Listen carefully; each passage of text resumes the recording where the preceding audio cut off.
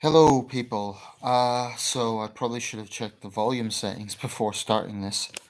Okay, so this is what I'm going to do. Recently, a few people have been asking for a live stream.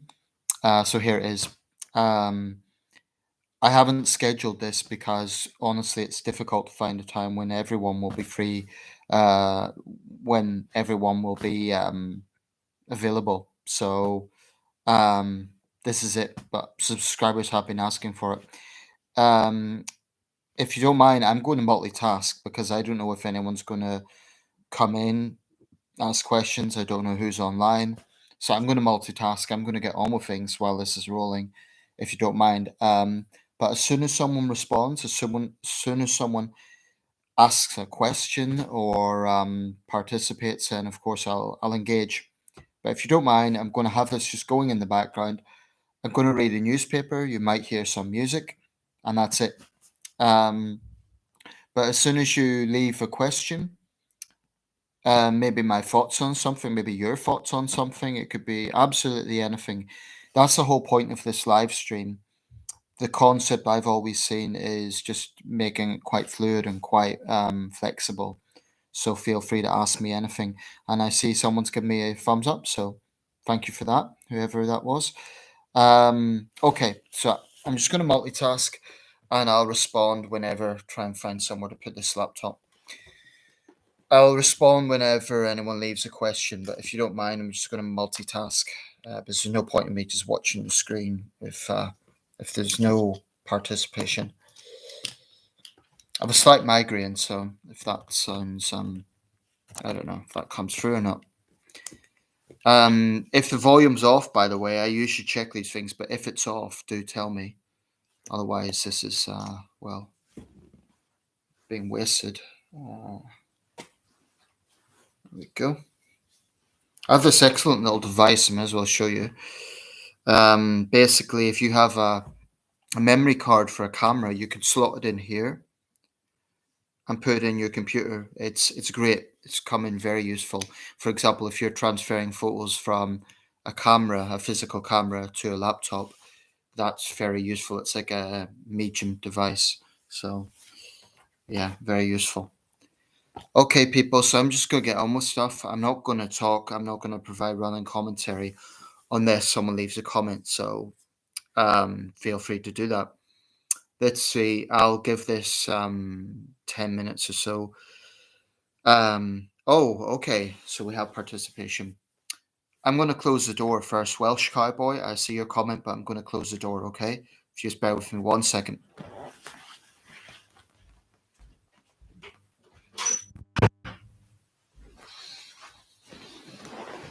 Okay, so I assume the volume's okay, because no one's mentioned otherwise. So who would I like to see win the Tory leadership? Well, it's a crowded field, isn't it? I mean, what is it, 12 candidates and counting? Some of them are big names, of course, Rishi Sunak, Jeremy Hunt, Sajid Javid, Liz Truss, but there's some, frankly, unknowns entering right now. And, you've got to admire their aspirations, but realistically, some of those unknown backbenchers who are now putting their names forward, I think it's, I mean, honestly, I don't know because I'm not a Tory. I don't vote Tory. There's a lot of things I don't like about the Conservative Party. I think there is a fundamental problem of entitlement within Tory ranks. What I mean by that is, I mean, during the Johnson administration, the attitude to lockdowns from Johnson loyalists, for example, sorry, not lockdowns, to his parties and his flouting the rules was basically, oh, people should stop complaining. I do think Tory MPs have this entitled mentality. Not all of them, but I think it is within Tory ranks, and I don't like that. Now, Rishi Sunak is a front runner. He'll probably get it. But Mr. Sunak, behind that polished image, there's a bit of elitism. I'm not saying that because the man's wealthy. I don't think that being wealthy should exclude someone if he's worked hard. I don't think that's. But some comments that are now emerging, his views on class and things like that, makes me a little bit iffy. I mean, he has a compelling backstory, as a lot of them do. And he would make history. He'd be Britain's first Asian Prime Minister, but that would also be the case with Mr. Sahawi or Priti Patel or Sajid Javid. Um, One thing is for sure, no one can accuse the field of lacking diversity. I mean, it's very diverse. And I think any number of those candidates could make history. Um, I mean, we've had two women prime ministers, but I think there's a strong chance here we could see our first ethnic minority prime minister. So that's historic.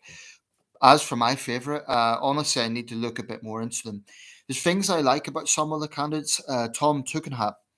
Now he lacks ministerial experience, but I think he's quite a stable, solid character. He served his country in the armed forces. But what I like about him is he's tough on China. So is Liz Truss. That's something that's very important to me because we don't need a prime minister who's going to flip flop on this. One problem with Boris was he was tough on Russia, notwithstanding these dubious KGB allegations that are not coming forward about the Lebedevs. If you know about that, he supposedly met a former KGB agent after a NATO summit in Italy. Anyway, on the China issue, I do think Boris flip flopped. I mean, sure, he talked tough, and his administration condemned what was happening to the Uyghurs and in Hong Kong, but he was very slow to act on the Huawei thing. And I just don't know how much personal conviction Boris Johnson actually has. So I think I would like to see a leader. I'm not going to say who I want to win because I haven't decided yet. And of course, we have to remember it's only Tory members can actually vote on this. The British people elect the governing party; they don't elect the prime minister directly. Who would you like to see, Welsh Cowboy? Are you a conservative voter, or if not, who would you like to see? Still there?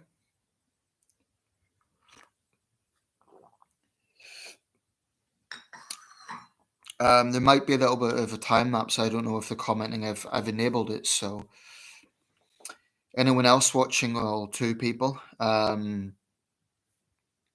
Yeah, Welsh Cowboy, you still there?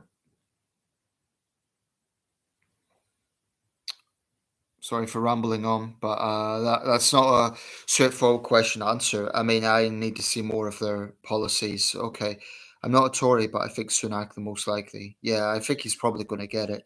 He's the man to beat.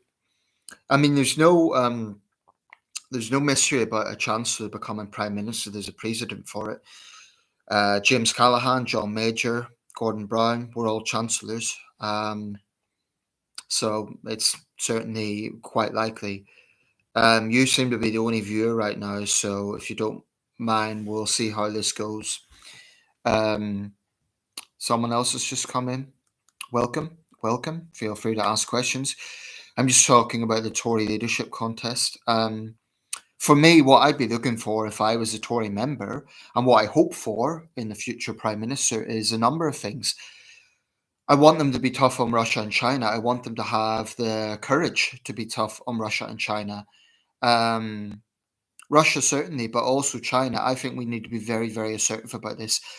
In that sense, I trust Liz Truss because her record, she has been quite vocal on this as Foreign Secretary. Um, Domestically, certainly I want someone who is on the side of common sense. Aaron Hook. I'm a Conservative voter, and of the candidate side, of Kimi Badenoch or Suella Braverman would be my preferred candidate. I don't know a great deal about Suella Braverman, other than that she's obviously the Attorney General and she was a staunch Brexiteer.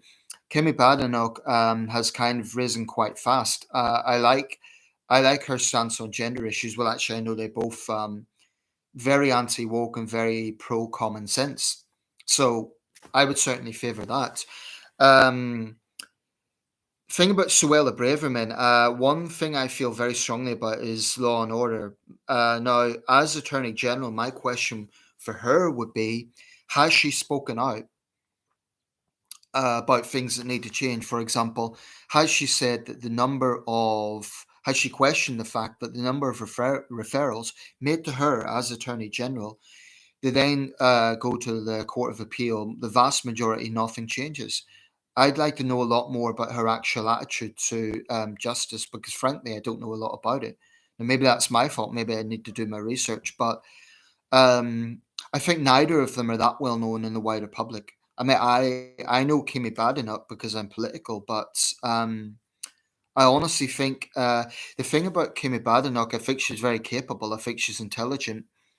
And what you have is a black woman who's not afraid to speak out to against black woke activists and challenge their narrative on, for example, systemic racism and so on. I've seen some truly awful comments leveled against her, almost like she's a traitor. Similar things were leveled against Sajid Javid. And this is the attitude of the far left. You know, ethnic minority Tories who don't pander to that worldview that everything British is bad and that we're inherently racist and so on, they're targeted. Um, Having said that, I'm not a conservative. Welsh Cowboy, just read out your comment. The Tories shot themselves in the foot when Boris purged all the moderates in 2019 when Corbyn was leader. I agree. I think one problem the Tories have is they're very, very dogmatic on this Brexit thing.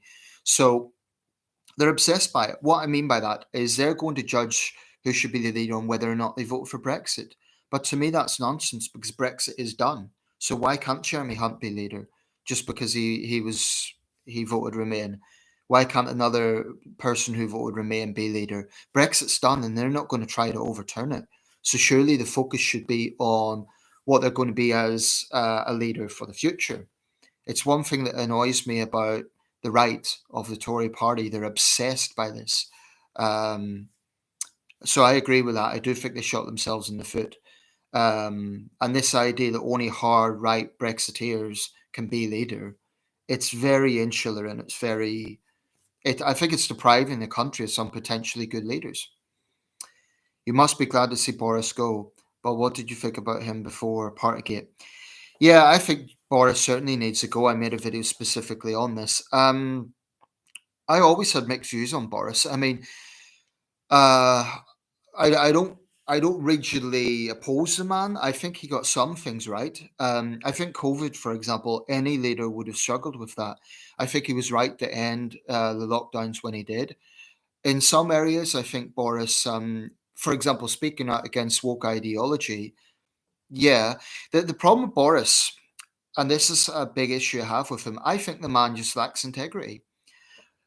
I think he lacks conviction. It's not even about right wing or left wing. I think Boris Johnson will say anything to anyone. I think he lacks conviction, and that's a problem. He's not a conviction politician. I think he will go with the flow. So even before Partygate, I had some issues with Boris Johnson. I mean, I remember, I think he was quite a good mayor of London, to be fair. I think on his watch, violent crime did fall. I think he was a decent mayor of London. But I can't overlook when he said that his £250,000 salary at the Daily Telegraph was, I quote, chicken feed.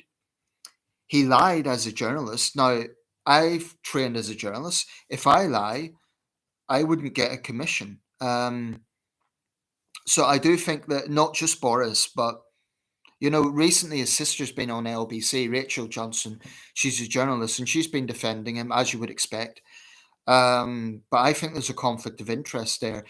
Of course, she has a right to defend her brother, but I think that she has to be aware that if she is a journalist, she can't be objective if she's just thinking about him as her brother. I mean, she's been complaining about being heckled, for example, but she hasn't done herself any favors by sort of going out of her way to defend him. But I've always felt that Johnson has a sort of, I mean, there's no doubt the man has assertiveness. He understands that populism works. He understands how to get votes. And I think he will not be forgotten. I mean, 3 years is not a very long tenure.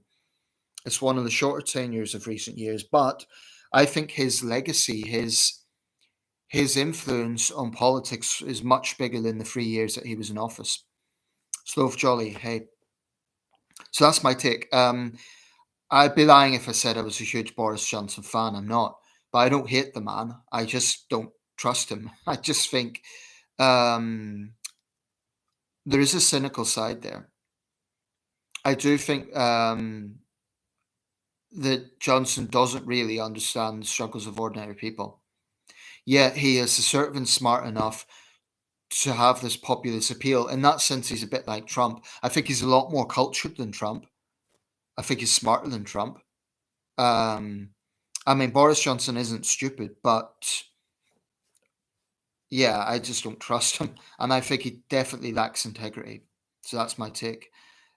He certainly wouldn't be among my favourite prime ministers in my lifetime. Of the 7 prime ministers of my lifetime, he certainly wouldn't be my favourite.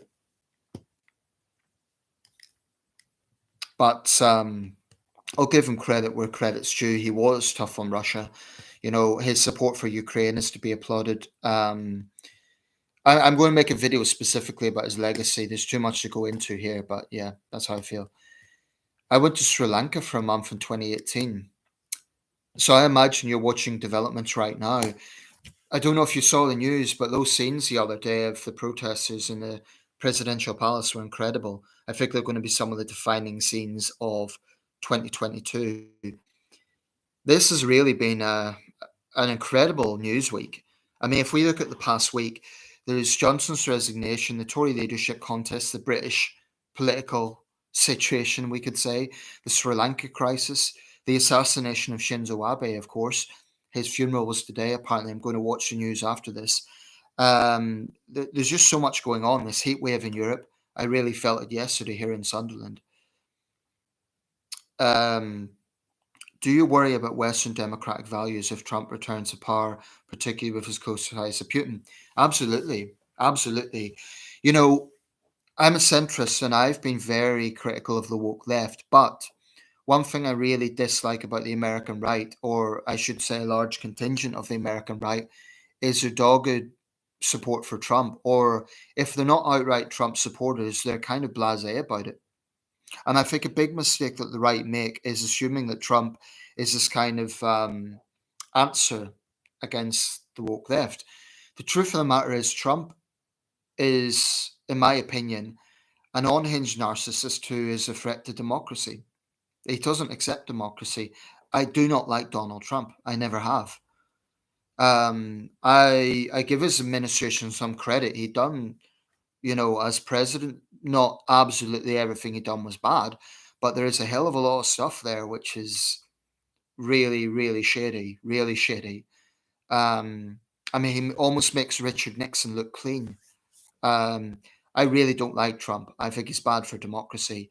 But I am fair. Not everything he done as president was bad.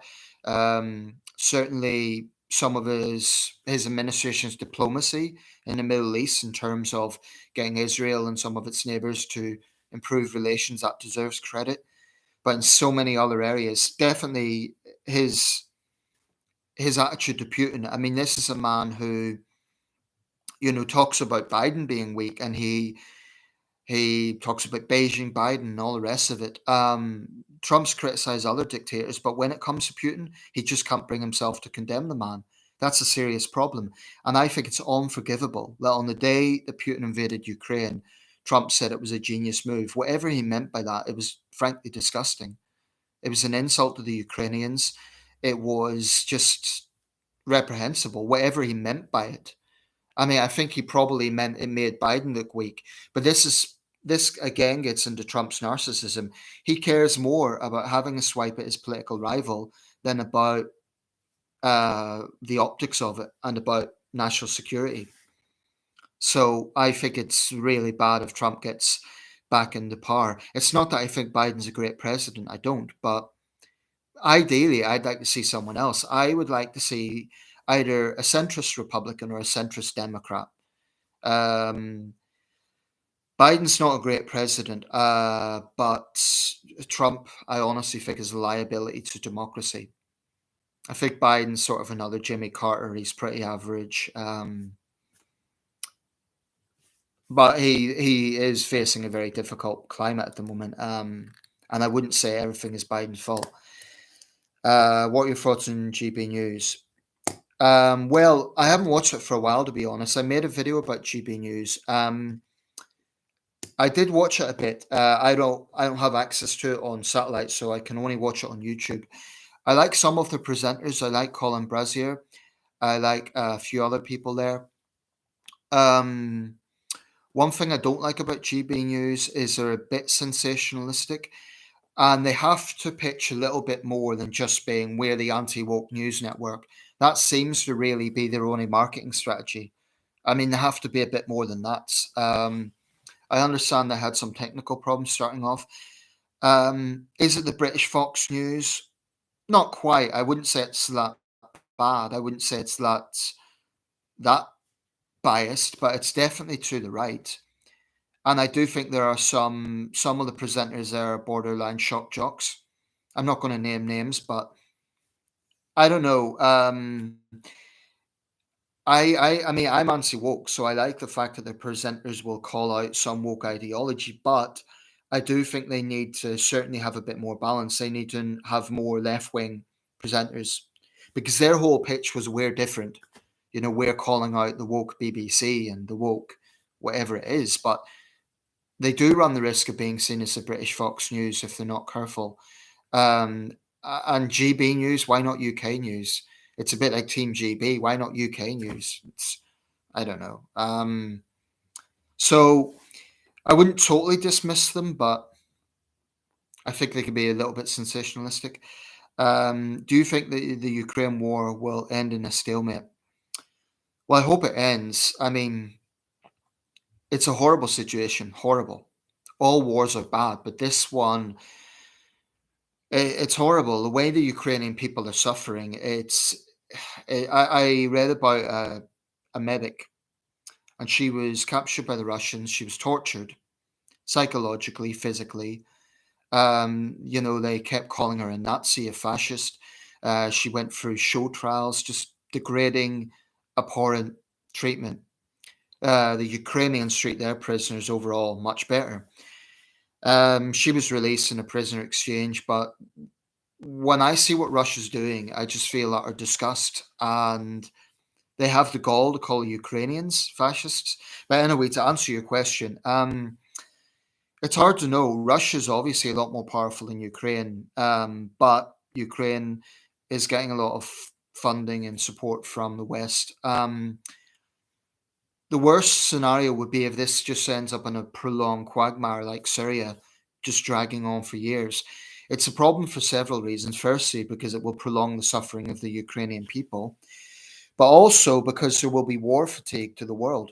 Already, Ukraine is becoming a secondary news item because the way the news works, unfortunately, people have an attention span. So back in February, March, probably up to about April, Ukraine was the number one story. Now it's kind of a background story, and that's unfortunate because it is still a major story, and the risk of that is that it could be forgotten. Um, but I don't think we should underestimate how important this is. Firstly, in the world's food supply, Ukraine and Russia between them, I think, account for about 25% of the world's grain exports. So the implications go well beyond that part of the world. But also because Putin and his thug regime are threatening an entire continent. So I think it would be a big mistake to just assume this is just Ukraine. Certainly, people in the Baltic states, Moldova, and so on. I wouldn't underestimate what Putin's capable of. And I think the danger is Putin's health has been seriously called into question.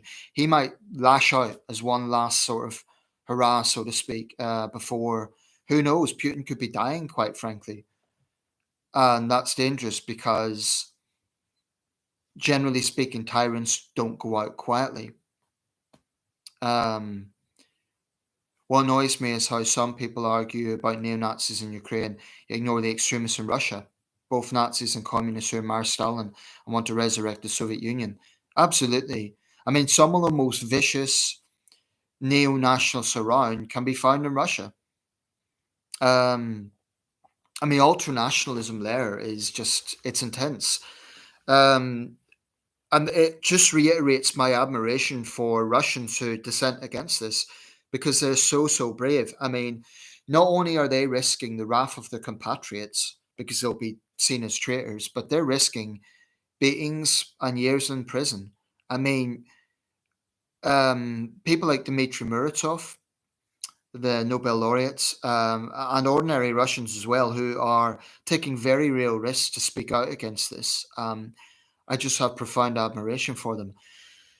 But the intensity of, I mean, these mouthpieces you get on Russian state TV who casually talk about nuclear war in Europe, who casually threaten British cities, and the Orthodox Church as well, the Russian Orthodox Church, um, they are just outright ultra nationalists. I understand there's been a schism in the Orthodox Church, but these so-called Christians, the way they are casually endorsing Putin's war is disgusting. I do think they should be polarized. I think the Vatican has somewhat spoken out against them, but I think honestly, the rest of the world's churches should just polarize them because in Russia, the Orthodox Church is very influential. So I think they should be polarized. But the sheer distortion.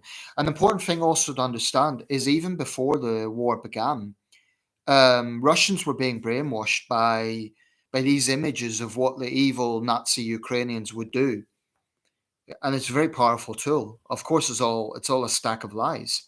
But to me, this reiterates why it was justified that Western European countries blocked RT.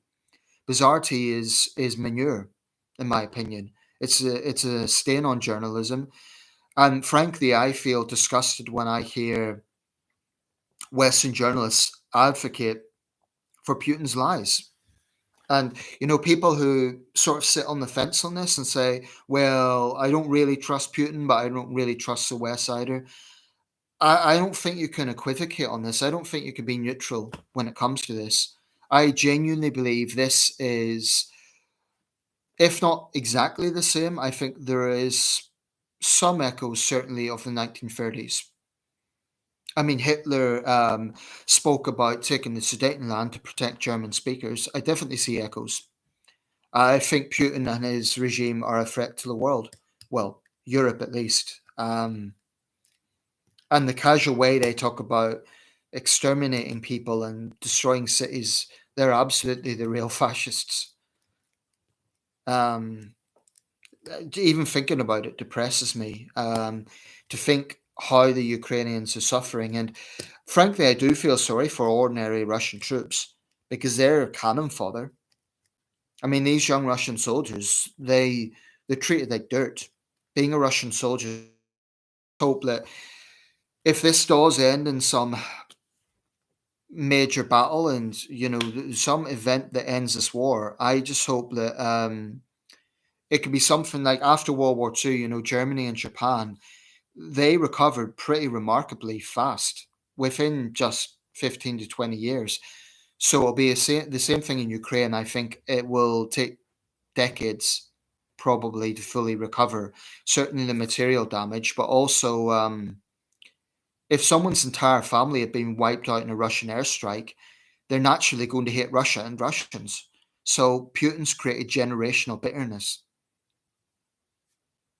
It's evil, I would say, all because of Putin's obsession about reclaiming the old Tsarist empire. Um, so I hope it ends, but I guess it all depends what happens in Donetsk and Luhansk. If the final battle there, I know there's been talk. Some NATO generals have spoken about bombing this bridge connecting Crimea to Russia. I'm not a general, but that seems like a practical thing to do. Cut off mainland Russia. The problem is, it's like poking a hornet's nest because the Kremlin is unhinged, and any sort of action like that, they'll just respond with brutality. One thing I'll just mention again on this subject, I've noticed when there's any reports about this on Facebook and social media, there's a shocking number of people from developing countries, from African countries, for example, that go out of the way to defend Putin, and I do not understand this. I don't know what the motivation is. Some Arabs as well. It might just be that they're anti-West and they don't really have views on the Ukraine war. It's just they want to be anti-West. It's pathetic. It's pathetic because right now people are suffering in East Africa because of Putin's actions. I mean, okay, that part of the world always has food problems, but I think it has been exacerbated by this war. Okay, we're at the half hour mark, so keep the questions coming, people.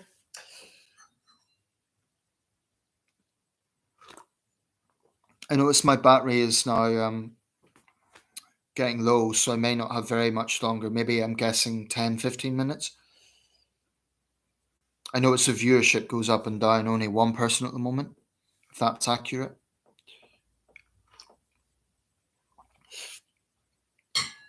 What are your thoughts on the parties in Northern Ireland? Which party? So, Carl, I think you've asked me a few times about Northern Ireland. Honestly, I don't follow it closely. I really don't. Um, yeah, I mean, I'll say this. I think the DUP has moderated from what I can tell. There's sort of a caricature in mainland Britain that the DUP is this kind of Bible thumping, really right wing, anti gay party. They may used to have been that way under Paisley, but I honestly think they have moderated. The same with Sinn Féin. I mean, I think Sinn Féin these days are a bit more like, and I'm not exonerating the links to the IRA, but I honestly think that both sides have somewhat moderated, and that's a good thing.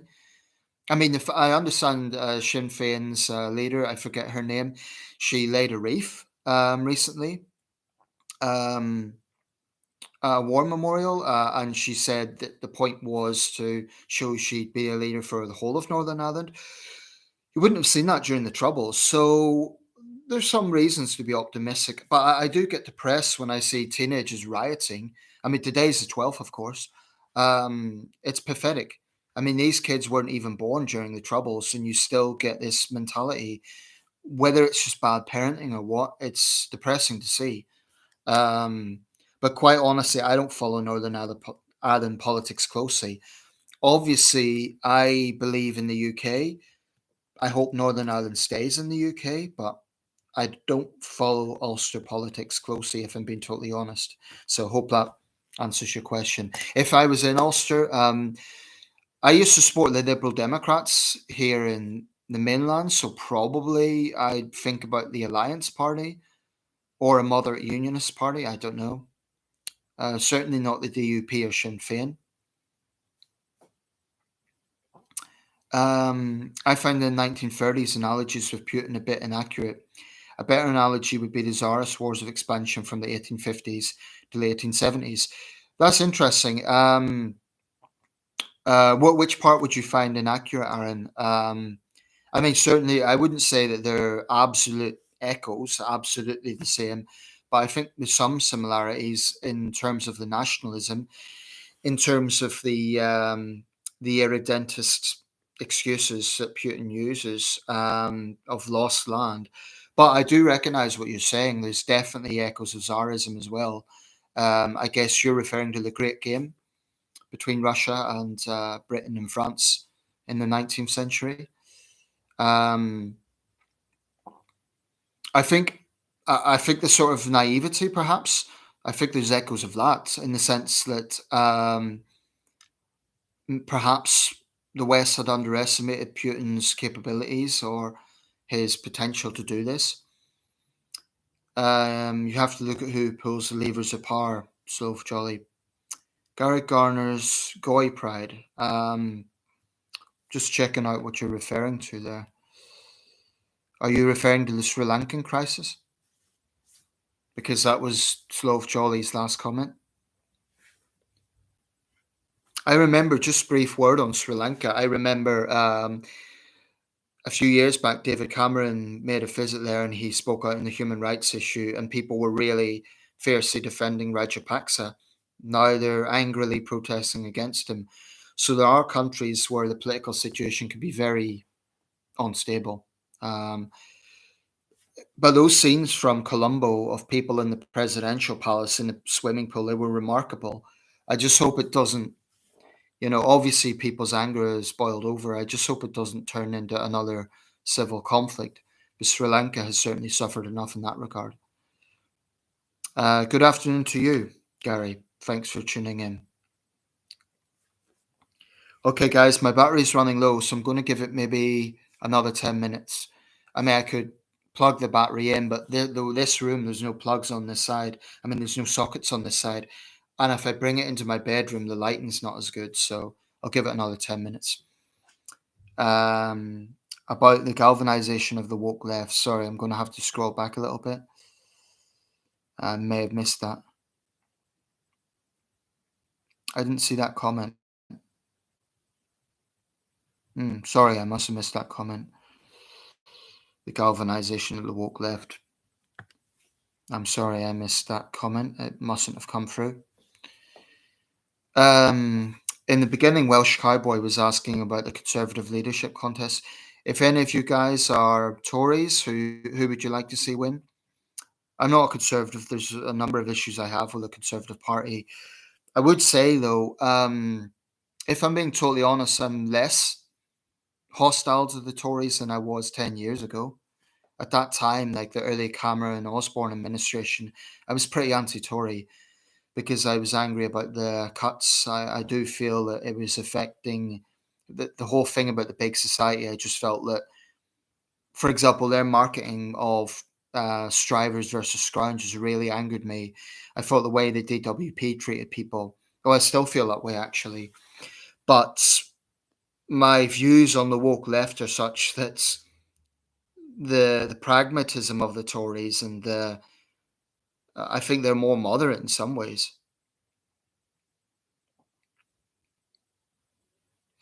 Yeah, I'm going to check this. I thought I had live chat up. I'll just check the settings. I thought I had it. Live chat. It should be live chat.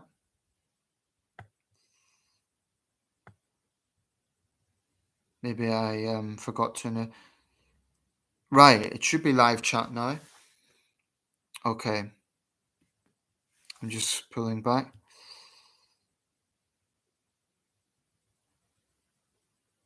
Okay, I could see that comment now.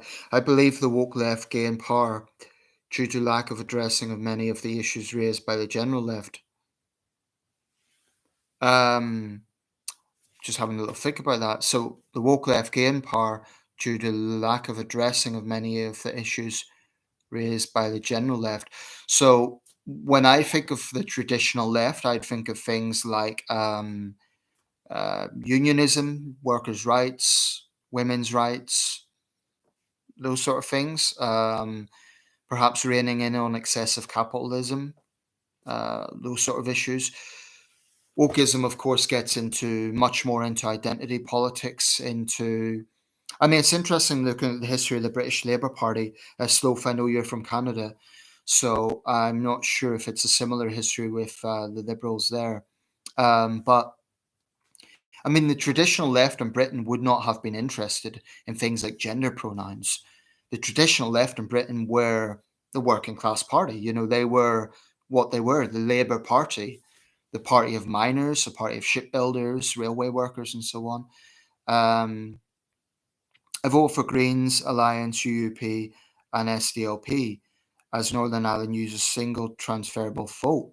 Right. So is that like you have choices and it's you put your preferences?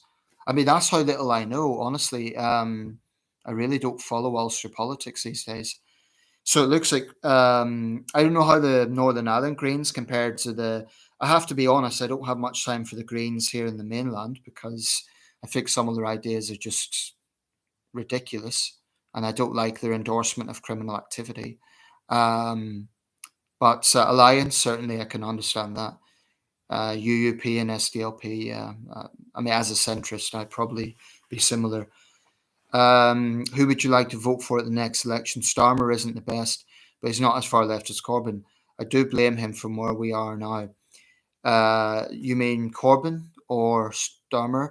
I mean, there's a few things I wouldn't rule out voting for Labour. I mean, my local MP, Julie Elliott, she's Labour. She's an okay MP. She's been quite good for this city, so I'd probably vote for her. Um, I don't think Starmer's the worst. I mean, he's pretty dull, but that's no bad thing given the circus that was Boris. I think there's worse things in politics than being dull. My main issue with Starmer is his worldview is much more moderate than Corbyn's. I mean, I think he's far more patriotic than Corbyn. That's a good thing.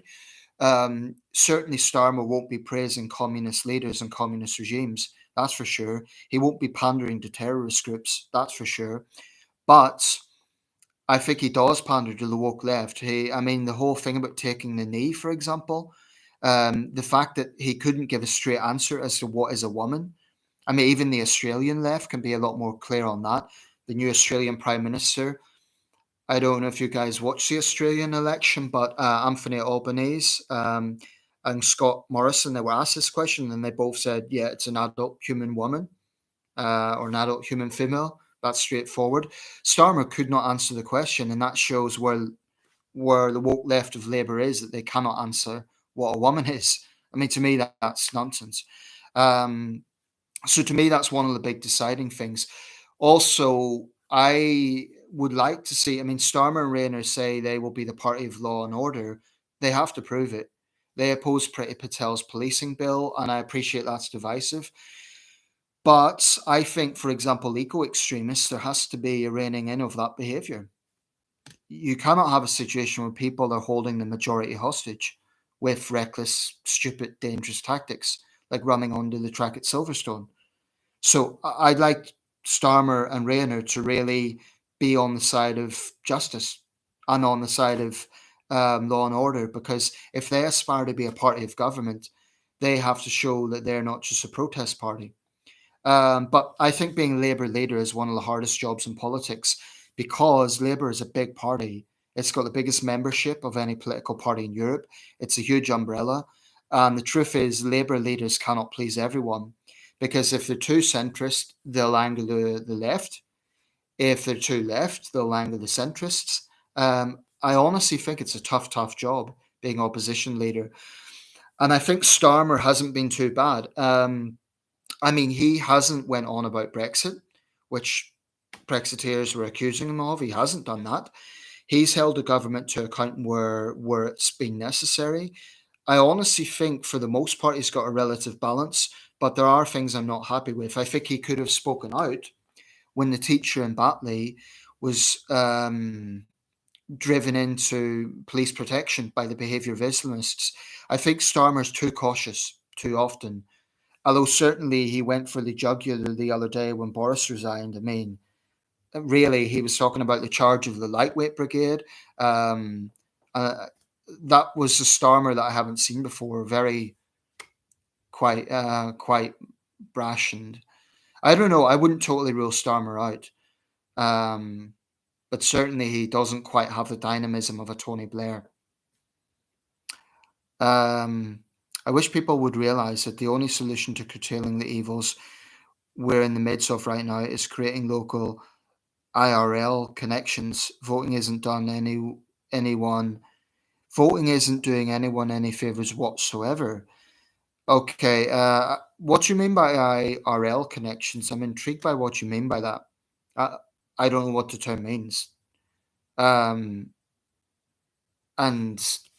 you're against voting? I mean, can you clarify that a bit more? Aaron, whilst the mainstream Labour Party in past wouldn't have been interested in woke nonsense, but there's always been a tradition in the British left that has. Yeah, I mean, I think that's true. Because we tend to think of wokeism as relatively recent, sort of late 2010s onwards, but the term actually is quite old. I mean, by some origins, it goes right back to the 30s. It was kind of popularized in the 1970s by African Americans. But there has always been a faction of the left that has been a bit out there, a bit radical. And I'm not talking about trade unionism and the red left. I'm talking about just a bit. I'll give you an example. In the 1980s, a faction of Labour that supported so-called paedophile rights groups. I forget what they were called, but there's always been a radical faction. But to be fair, there probably has on the Tory side as well. IRL, in real life, okay. Creating local in real life connections. Well, that's interesting, but I mean, voting is democracy. So what would you, I think you'd need to clarify a bit more what that would consist of, what you're proposing. I'm intrigued, but I think I'd just like to hear a bit more what exactly you have in mind. Um, yes, it's a preference vote. You rank your options by numbers. Okay. Um, what I'm saying is that Conservatives and Labour are conservatives and Labour are two sides of the same coin. I know it's a cliche, but it's true. I can understand that. I can understand the disillusion. Sometimes I feel fed up. I feel disillusioned as well. But here's the thing, I think people need to accept that in democracy, no ruling party will ever, ever, ever please everyone all the time. So I think one misconception about democracy is it's about getting exactly what we want. It's never been about that. It's about people having the choice, um, to have the opportunity to vote for who they want. But the problem is, if you abolish voting, how do you establish who should be in power? I mean, how is that done? Hi there, Nathan. Hi, Toxic Holy Grenade. Good to see you. Um, I'm going to try and roll this as long as I can, but let's see. I want to keep talking. I'll try to go into my room because that's where unfortunately, in this room, the plug socket isn't on this side. So just bear with me. I'll go into my room. One thing the woke left has done is gotten a lot of the GOP in the States to stop blindly supporting corporate America. Yeah, I mean, I'll say one thing for the woke left, as much as I loathe a lot of their thinking. Sorry for the lighting, guys. I'm not very good at talking and walking at the same time. As you can see, the lighting's not as good.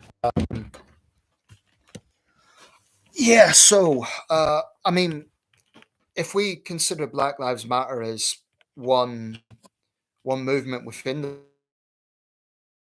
woke left, I don't particularly care for. I mentioned this before. I don't like their race baiting and their outright racism at times. I don't like their failure to recognize the problem of criminality within the black community. But one good thing about Black Lives Matter is they did generate a conversation, a debate about police power, which I think in America is definitely a valid debate to have. Um, and they got the GOP in the states to stop blindly supporting corporate America. The interesting thing is, I think there's two sides of the right with this. I mean, this would probably encompass a whole video, but there's that side which is very, very pro-capitalism and money is good, and if you speak out against it, you must be a commie. That's sort of that side of the right. But I would say a lot of Trump supporters um, distrust big money as much as the left does. And in fact, they are motivated by anger against left wing billionaires like George Soros and much of Hollywood and so on. So I don't think it's as simple as the right, the GOP equals big money. I think it's more complex than that. I mean, it's interesting that a lot of Trump's votes came from very poor parts of the country, West Virginia, for example. I mean, that's like Northern England. It's deprived. Or I should say parts of Northern England. It's deprived. It's mining country, high unemployment, deindustrialization. Um, so I don't think it's as simple as the right equals pro-capitalism. The work reminds of Orwell writing socialism, drawing towards itself ever fruit juice drinker, nudist, sandal wearer, sex maniac, Quaker, nature cure, quack, pacifist, and feminist in England.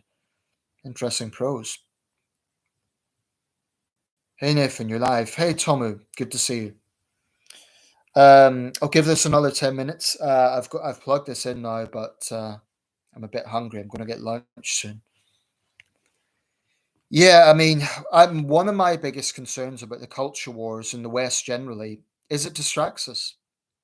It distracts us from. I mean, I think Beijing and Moscow will really be gloating when they look at the state of what's going on in America and to a lesser extent Britain right now in terms of the culture war divide. I will say this, so it's pretty incredible when I hear the left talk about conservatives playing the culture wars when they are often the ones who call for censorship, who call for us to self-flagellate over our history and so on. I mean, there's a lot of hypocrisy on both sides, but I just find it a bit rich. For example, when they promote, there was literally a book called "Why I No Longer Talk to White People About Race" by I think her name was Renee Edo Lodge.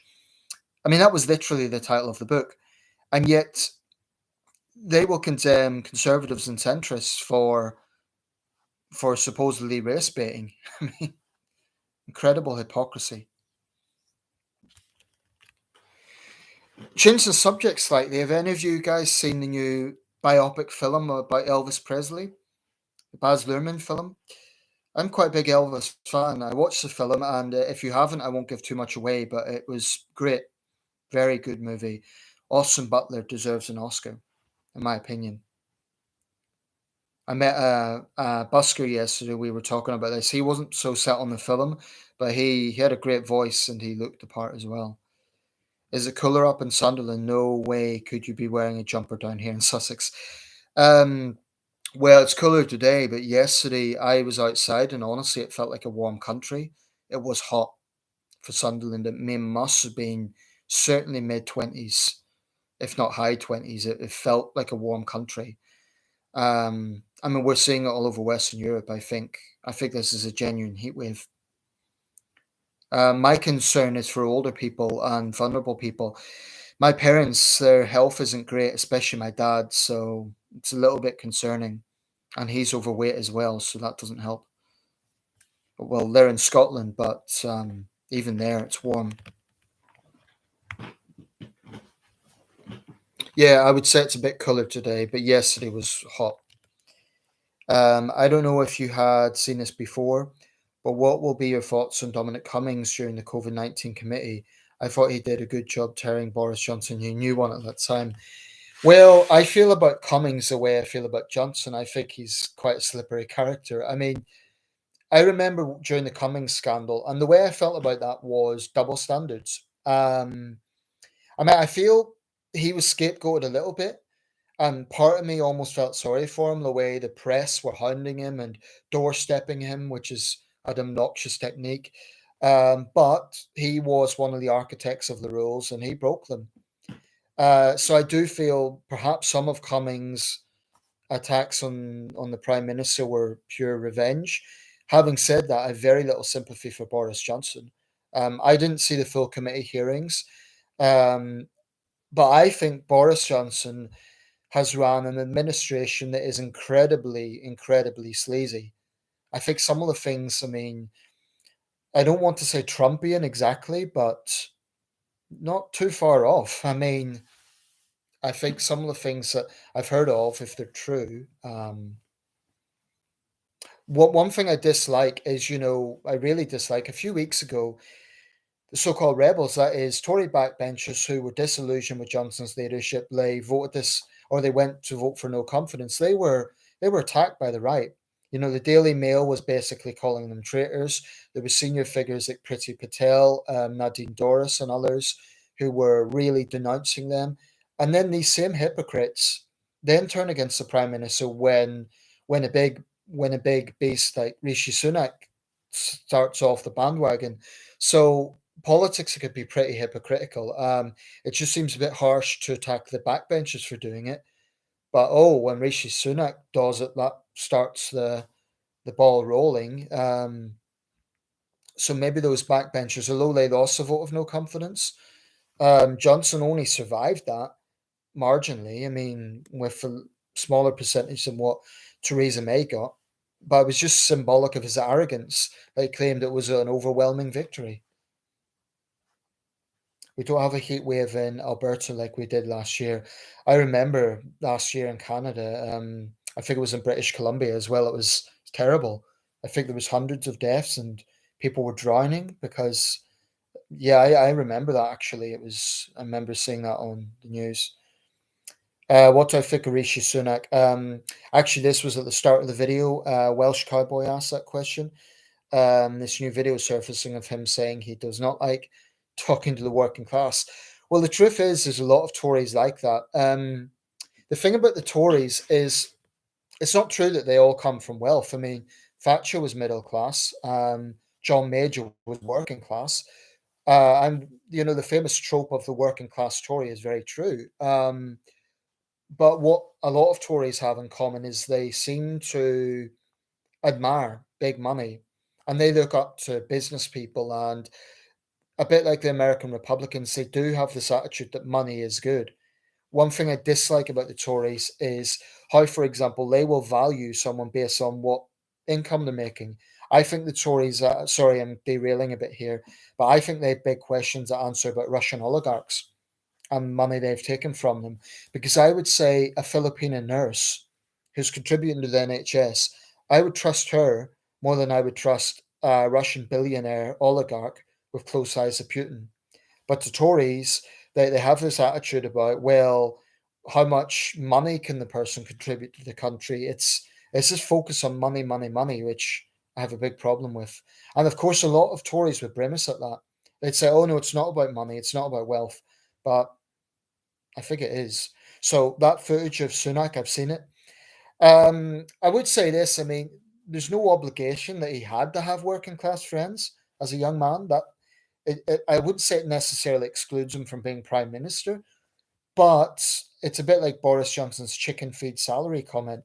I do think a lot of Tories can't really understand the struggles of ordinary people. I doubt Rishi Sunak could. Having said that, as Chancellor, of course, he made the big breaks to businesses. So um, I don't know. Maybe I think he's very, very smart. I think he's very assertive, very polished. But that could also be his Achilles heel. He might be seen as a bit too much like Tony Blair and David Cameron. Um, I've not seen the film yet. This is Elvis. We're talking about. But I do want to see it, as I've just read the Albert Goldman biography of Elvis, which I have right beside me. That's ironic you mentioned that. I literally have that beside me. This book was controversial when it was published. The Presley family were not happy about it. He also wrote a controversial book about John Lennon because, of course, well, if you haven't read it all, I won't say, but it's controversial. Um, but yeah, check out the film. It's fantastic. What do you think about cities in the United States like Los Angeles and the over glamorized and hype about those places? I personally don't buy it, and Los Angeles just seems fake to me. Well, it's interesting you mention that because we're talking about Elvis. Well, Elvis wanted to be a serious actor, and apparently he didn't like the lifestyle in Los Angeles. I mean, Elvis didn't really spend any time in LA. Of course, he spent a lot of time in Las Vegas, but which of course is very fake as well. I don't know. I'd certainly like to visit Los Angeles because I'm a huge fan of cinema. But I think the stereotypes about it being very fake and shallow are probably true, from what I've heard. Could I live there? I've always thought if I was a successful, famous person, it would be such a cliche to live in LA. But who knows? I don't know. I think that it's a very artificial world, and that can be quite disillusioning. The actor Keanu Reeves, I know and there's a few other actors don't like it. John Cusack, to quote his words, if you know the actor John Cusack, his words precisely were, "It's a whorehouse." So he was very cynical about that whole world. Um, I think with LA, well, more specifically with Hollywood, it's this constant thing about who do you trust, what's in it for them, what's the angle here, and that could get. I think you need to be really tough to be a young actor nowadays. Like really, it's not an easy business or showbiz in general. Not that it ever has been. If he doesn't have any working class friends, so what? All I care about is truth and honesty, and nobody in the Houses of Parliament have any. I agree with the first part about Sunak. Like, I don't even care that the man's wealthy. I really don't care about that. And I think it's slightly a British thing. I think Americans don't care about wealth in politicians, except when they were when the Democratic field was going in 2020, the Democratic primaries, some of those candidates were super wealthy. I mean, Michael Bloomberg makes Trump look like a pauper. Um, so I would say it doesn't matter insofar as their policies matter more and how they approach the most vulnerable people in society. Honestly, though, I wouldn't agree that nobody in Parliament has any integrity. I think that's a bit of a generalization. I think there are politicians whose heart is in the right place, but it's like anything where you have power, you have corruption. But I couldn't agree that every politician lacks integrity. I think definitely there are some that are better than others. I mean, my local MP, I think she is an okay MP. Um, so I wouldn't necessarily agree with that. How much longer do you think the Ukrainian conflict will last? So I addressed a similar question to this earlier in the thread. So Alon, if you don't mind, I'll just keep it brief. Hopefully it will end soon because it's a horrible situation. I think that um, the Ukrainians should bomb that bridge connecting Crimea to mainland Russia. I think that would be militarily and strategically very practical. Of course, there will be fierce reprisals from Russia. I mean, it's a horrible, horrible situation. And if you look at cities like Mariupol, they look like Aleppo and Damascus after 8 years of war. I just hope it ends soon. It's horrible. It's horrible. But it will take probably decades to rebuild. The reconstruction will take a long time. The same with the same with I was going to say, for example, people's feelings. It'll be generational, definitely. As long as Zelensky and co are making mega bucks out of it, then they will try and search it out for as long as possible. Okay, Gary. As long as he's making mega bucks out of it, yeah, that looks like conspiracy theory territory. I mean, I'm not going to go there because I think I know what you're referring to, and I mean, uh, I'm not even going to go there to be quite honest. To be honest, at least for the record, Cummings is not a favorite. Is not. I guess you mean my favorite person in the world, but I did have some measure of respect for him in exposing the sleazy nature um, of Boris Johnson at that time. Yeah, I didn't see the full committee to be honest, so I can't comment too much. But I imagine that Cummings knows a lot of what was going on, so I think he'd be in a good position to say so. I found the time that he broke the COVID-19 rules while he created them was hypocritical and sickening. At least he did apologize and admit his wrongs. That's true, which is more than what Boris has done. Yeah, Boris has an arrogance and a narcissism. There's no question about it. Much conspiracy theory. At least you seem a nice, decent guy and not a rabid neurotic. Well, I try to be. But I don't know what you mean about Zelensky making megabucks. I can guess what you mean, but probably not going to agree with it. But of course, you're entitled to your opinion. I mean, as for me being a decent guy, I try to be. I just try to be true to myself. I can be cranky. I can have a stubborn side. So I'm no saint, but thank you for the compliment. The evidence is all there, bro. Well, I always say, I'll just clarify this point. When I talk about conspiracy theories, I'm not saying, and I don't want to get into a whole thing about this because it will take too long and I'm getting hungry. I want to have lunch.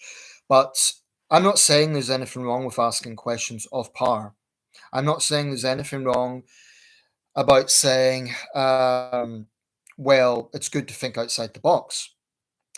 But my issue with conspiracy theorists, and I've spoken to many, is that they won't apply by their own standards. So, in other words, oh, well, you can't believe mainstream media because they're all liars, but they never question their own sources. Oh, but this source must be the truth. So, it's all very well saying the evidence is all there. Well, saying that Zelensky, as an embattled president trying to defend his country from invasion, is just there to make money, that's quite a statement. I have a friend who believes the whole thing is NATO's fault and Ukraine is a Nazi country. goes out of his way to change my mind. Very annoying. Well, you've more patience than I would. I honestly, right now, I would have no time for Russia apologists. I've no problem saying they're borderline traitors, given that Russia attacked this country at Salisbury. I I had a colleague when I was a volunteer, and he was very much. He never outwardly said he supported Russia's invasion of Ukraine, but he definitely came out with some. He's also a Holocaust denier, so I mean, it's just. I honestly find it hard to deal with that sort of mindset.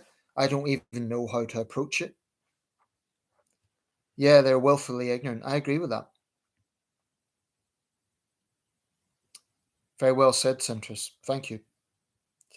I can only be honest to myself. I don't.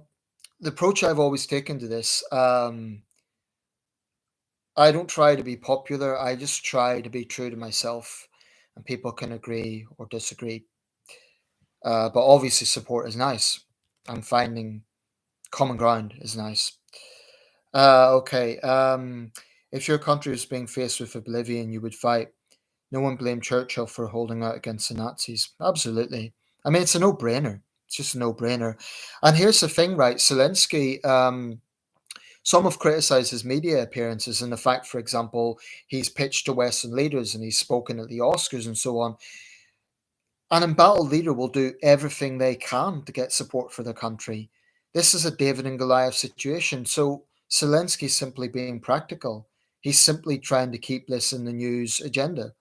That makes total sense. I mean, it's just common sense. If his country's being attacked by a much more powerful, larger neighbor, he will be screaming at the top of his voice about keeping it in focus. And yeah, I think it makes total sense. I find it funny how people like this treat Ukraine like it is being stubborn for defending itself, but not Russia continuing to invade the country. Absolutely. I mean, it's perverse, quite frankly, that people blame NATO or Ukraine. And if we look at the world map, right, let's have a little look. The vast majority of Russia is in Asia. So this idea that it's surrounded by NATO, even on the European side, it's only part of it is actually NATO countries. NATO's never directly attacked Russia. I honestly think that's an excuse by the Kremlin, because I think the real issue here is Putin was very bitter when the Cold War ended. And I think ever since he's been obsessed about reclaiming, never mind the Soviet Union, I think he's been obsessed about reclaiming the old Tsarist empire. I mean, it's crazy. This idea that Ukraine is somehow the bad guys for wanting to defend themselves. It's I've heard people say, "Oh, well, this could all end if Zelensky would just do a peace accord." Well, I would say, and I look at what country they're from. I saw one Indian guy say that.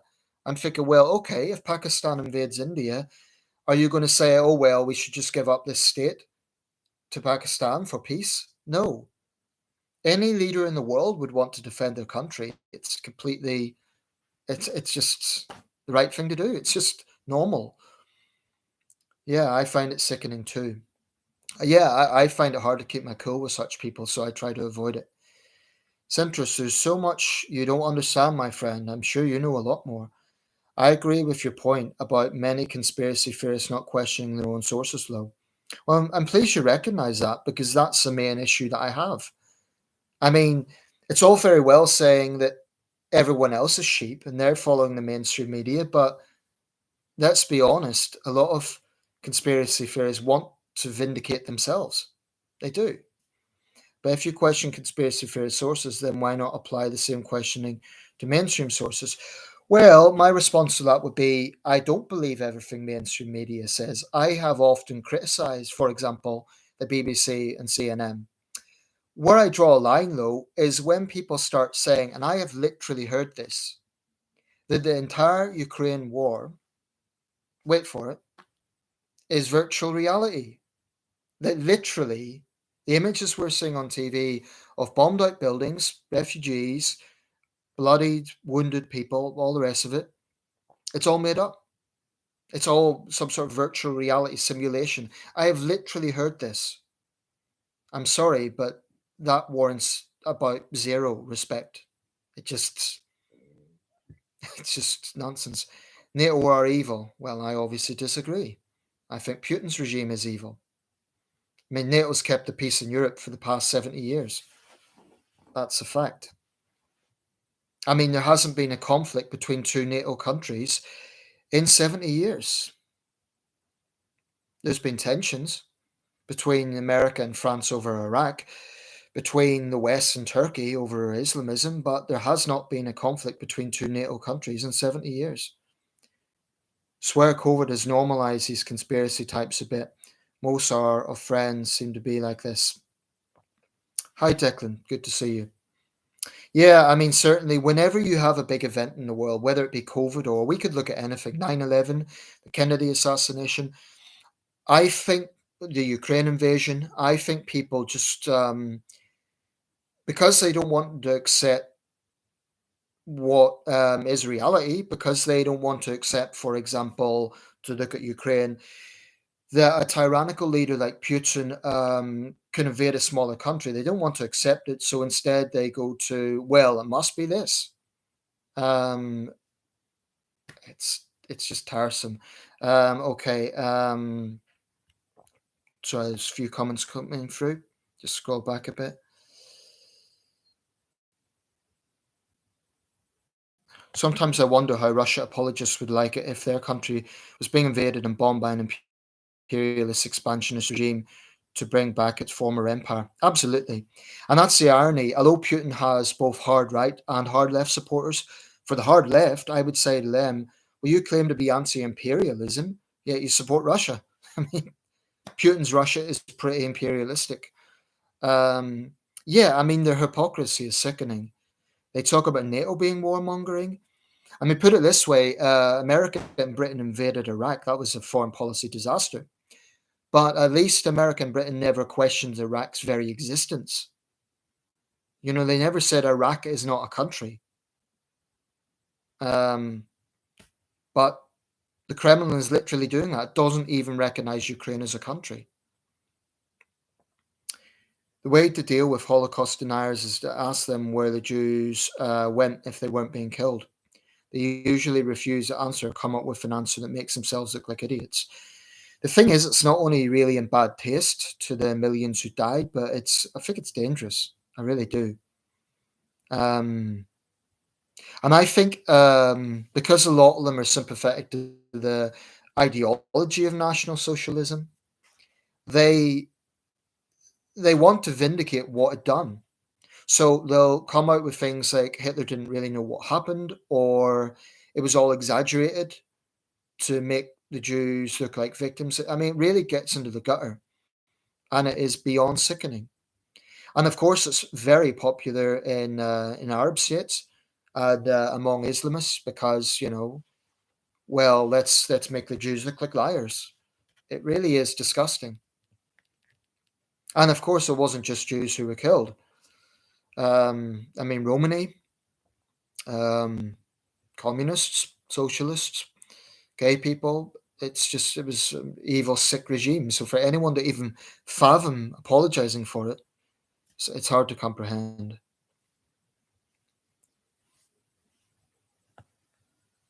Conspiracy theorist types. Yeah. I wish to God these theories weren't true. I think many of you people don't realize that. I wish with every fiber of my being that we're wrong and you're correct. I have a question for you, Gary. You know, conspiracy theories, there's many of them, right? So do you believe all of them? Or surely you would recognize that even within that whole world of whatever it is, there's differences. I mean, for example, I'm not saying every conspiracy theory is wrong. That's not what I'm saying. For example, the Kennedy assassination, I think there probably is something in that. And I think there is some pretty solid evidence that it wasn't just Lee Harvey Oswald. I've read that subject extensively. I think even most Americans now believe he probably didn't act alone. But that at least is a bit more rooted in plausibility. Talking about the world's leaders being reptilian shapeshifters, on the other hand, is not. It's just not. Putin is evil too. I'm pleased you recognize that. They're all part of the same gang and we're not in it. Did you agree with Wimbledon banning Russian players? I'm in favour of banning those who support Putin, but not those like Medvedev who oppose Putin. Yet Wimbledon was won by an anti-vaxxer. Well, with Medvedev, I assume you're talking about a tennis player and not former president Dmitry Medvedev. I don't follow tennis very much, but yeah, basically, I agree with you, Welsh Cowboy. I don't like this collective banning of Russians. It's the same in music. There was a Canadian orchestra just banned Russian players outright. Imagine if that was done for Chinese nationals because of COVID. It would be seen as xenophobia and racist. I think it's stupid because, firstly, some of the people they've banned are Putin critics. There was a young guy, a pianist, and he's spoken out against the invasion of Ukraine, and he was banned. And the stupid thing about this is it will only, the Kremlin said the West is Russophobic. Well, all that does is pander into that idea. So I don't agree with collective punishment of Russians because I think it it makes life even harder for dissident Russians, courageous people like Dmitry Muratov and Alexei Navalny. You know, I just don't believe in punishing someone for their nationality in itself. Certainly, Putin apologists, yeah, I've zero sympathy with them, but simply banning someone for their nationality, I don't agree with that. Wimbledon was won by an anti-vaxxer. You're talking about Novak Djokovic? Yeah. Well, I guess it should come down to the tennis as opposed to their politics, but I think anti-vaxxers are irresponsible. Thank fuck Wimble was won by an anti-vaxxer, eh? Absolute fantastic. Again, I just say, sure, it should be about the tennis guys. I mean, it's whether or not they support vaxxers should be a different issue. I don't know what the fuck is wrong with you people. Yeah, well, we could very much ask the same question of you, Gary, but keep it civil. Oh, yes, I was watching a video of yours called Professor Jordan Peterson and the Authoritarianism of PC, and I agree with a lot of what you said. Yeah, I think I made that one a few years ago. I can't remember it well. I'd need to see it again, to be honest. I've literally made thousands of videos, so some of the earlier ones I'm having to delete because they're just a bit repetitive. The quality's not great, so and I don't want to have too many. I mean, I want to keep it under 3,000 probably. That's already a hell of a lot. The bad social justice warriors don't deserve to be called social justice warriors because not only because it misrepresents what they are, but because it legitimizes them. Absolutely. One thing that frustrates me most about woke ideology is their refrain. So, but we're just speaking out against racism. We're just speaking out against sexism. If it was just about that, if they were just about compassion, that would be fine. But absolute rank hypocrites. I mean, the very same people who say we're against bullying will sneer and ridicule professors that they disagree with.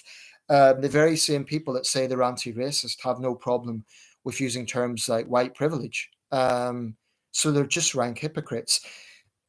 In terms of being, for example, a social justice warrior, well, I suppose we could say people like Martin Luther King Jr. were social justice warriors, but I do think the terminology is more now associated with that intolerant, dogmatic, woke left. Would there be grounds for society to call them social justice abusers instead? That's a good point. That's a very good point. I think that could well be a good label for them. OV, Gary OV, I don't know what that means. Has Alex Jones gone to prison yet, or at least lost everything he owns? I don't know if he's went to prison, but the man's a despicable toad. I I have no time for Alex Jones. It goes without saying. I mean, I think the way he smeared the relatives of the Sandy Hook massacre was beyond disgusting, even by his standards. I had an American friend, and she asked if I'd heard about Alex Jones, and she said I might be interested. I don't know what made her think that. Young woman, she's in her early 20s, and I actually talked with her in China, and she's smart, but she has a mother who's very, very much down that rabbit hole. I've not looked into many conspiracy theories at all, to be honest. David Icke is the worst shill of all. He puts out garbage like reptilian lizards in an attempt at making truthers look stupid. That's why Icke has made a massive name for himself and why his life is never threatened. Same with that awful Alex Jones. Well, Gary, and please you agree with like I mean, yeah, those guys are absolute shit. Um, especially Jones. Ike, he gets annoyed when people don't take him seriously, but he seriously he spoke about reptilian shapeshifters. I mean, I don't know if you've seen that show with the former governor of Minnesota, former Ventura. It was called Conspiracy Theory. Now Ventura believed some of it and other stuff he didn't. His whole marketing pitch was a bit like, "Oh, I'm a tough guy. I've been a governor, a Navy SEAL." He was also a wrestler in the 80s called The Body. It was an interesting show, but here's the thing, Gary. I don't really know what you believe in because you're agreeing that those guys are ridiculous, but you're saying we're all full of it. So I honestly, mate, I don't know what you believe in. You're not making it very clear. Um, Yesterday was the anniversary of the Bosnian genocide, and I've got to say that Serbia apologists are barely any different than Putin apologists. They even cross over heavily. Yeah, I saw today actually there was some news about more bodies have been recovered from Srebrenica. But that's a good example of what I was talking about generational issues. I mean, that was 27 years ago. And I would imagine the pain and bitterness of victims of the Bosnian War and the wider Yugoslav wars are still going to feel that. Of course, innocent Serbians suffered as well, but some of the things the Serbians done. I actually knew a Serbian guy was when I was in China. He was a football coach. I liked the guy. He was pretty down to earth. I got on well with him, but we haven't been in touch for the last. Excuse me. Ah, dang. You know when you have to sneeze and you can't. Yeah. So I was saying my Serbian friend in China. We sort of lost touch. I don't know what his views on Ukraine would be. I fear that probably we'd have a different direction on that, which would be a great pity. Because I did get on well with the guy when we were there. I kind of helped him a bit because I spoke a little Chinese. He didn't speak a word of Chinese. I remember the Chinese hadn't really heard of Serbia. And I remember I had to sort of explain to them where it was, and it was a little bit awkward because he was sitting right there. He had a bit of an accent, and they couldn't understand him. But we got on well. I mean, he was the only other European, the only other Westerner, if that's the right word, who was there. In fact, it's very telling how many genocide deniers and apologists for different dictators tend to cross over a lot. Yeah, not surprising either. I will say this though, with the assassination of Abe, some Chinese nationalists were, of course, celebrating it because Abe was a nationalist. But I think, well, okay, we all know what Japan done during the war, but the hypocrisy of Chinese nationalists. I mean, they don't look at, for example, 1948. There was an event called the Battle of Changchun. Changchun's a big city in northern China, and during the Chinese Civil War, it was the scene of a communist massacre, i.e., by communists. They left upwards of 100,000 dead. It was almost as bloody as the rape of Nanking, but it's basically been totally forgotten to history. I know of it because I've got biographies on Mao. But they would do well to look at communist atrocities over the past 70 years. Um, but yeah, I agree. There's a lot of crossover. Serbia is one of the most pro-Russia and anti-NATO countries in the world, so I can probably guess what his views were. Sadly, yeah, so can I. This makes sense. I mean, during the Yugoslav wars, Russia, of course, covertly supported Serbia. Um, I say covertly, maybe more openly. Yeah, Serbia is, I think, a country with a bit of an identity crisis. I mean, they overthrew the Milosevic dictatorship, but I think nationalism's still quite strong there, from what I gather. With the Yugoslav wars, the generational damage was built on the festering generational damage of World War II. I'd agree. I mean, we have to be honest. The Yugoslav problem tensions did not begin in 1991. And they probably didn't even begin in World War II. It goes way back. I mean, we think of the Balkan Wars of 1911, 1912, 1913, uh, really going right back to the Middle Ages. So, unfortunately, that's a part of the world where memories are long. It's similar with Armenia and Azerbaijan. It's just very sad that people cling on to the hate and the generational problems.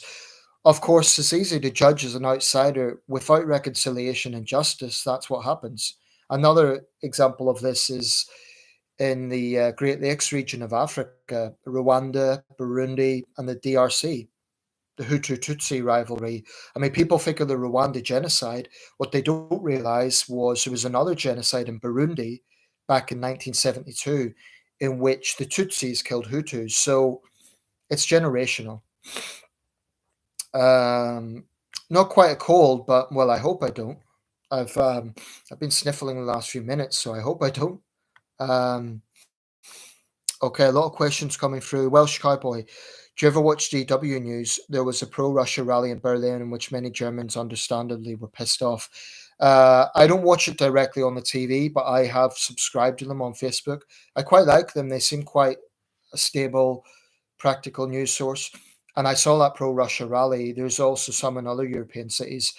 I think I would honestly find it hard to keep my cool. I think if we saw that in Britain, especially after Salisbury, I think any pro Russia people would need to probably keep a low profile. And I have no sympathy with them. But certainly in Germany, Germany's in an interesting position because for years, Germany was one of the closest Western countries to Russia for obvious reasons. And I also think with Germany, there was war guilt, quite honestly. Because of the awful things Germany done in the war, they were a little bit cautious about ever being too harsh on Russia. But I think things have changed. I think they recognize what's going on here.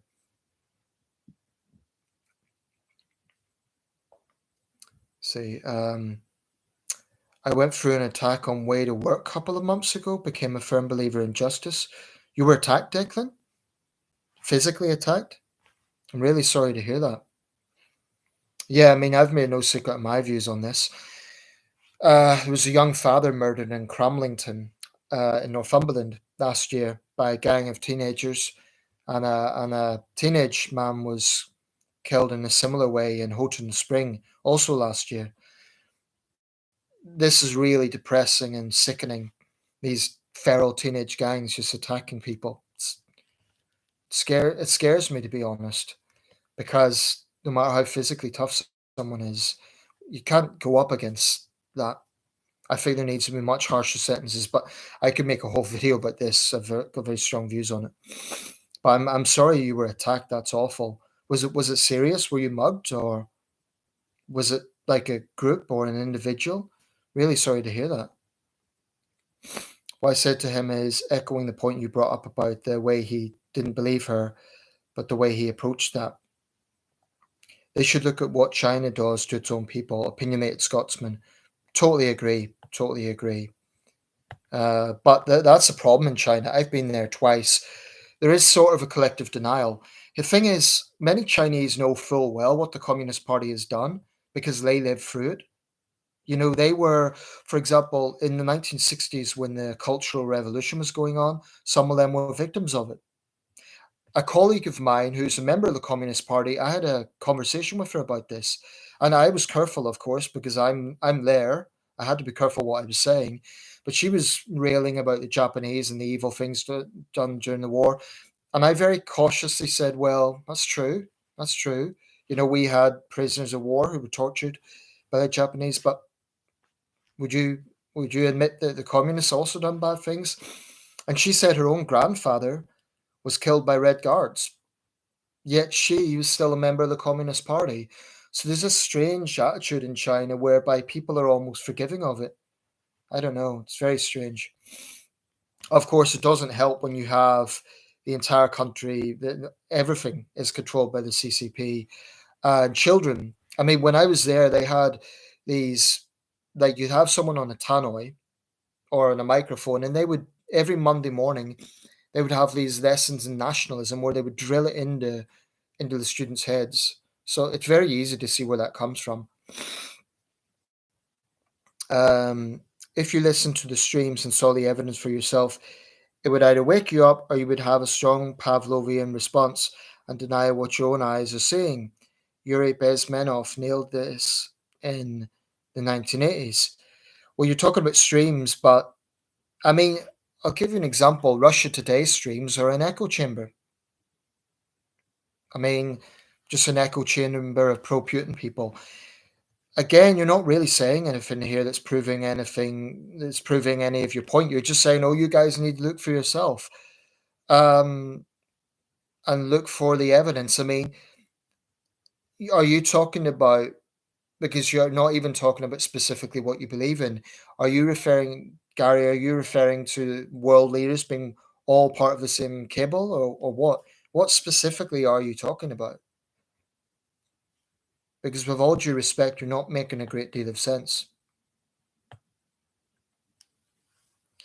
So much respect to Serbia and being vehemently anti-NATO. Well, Serbia was bombed by NATO, so it's understandable that they're not going to be pro-NATO. But they were bombed because Serbia was committing ethnic cleansing against Kosovar Albanians.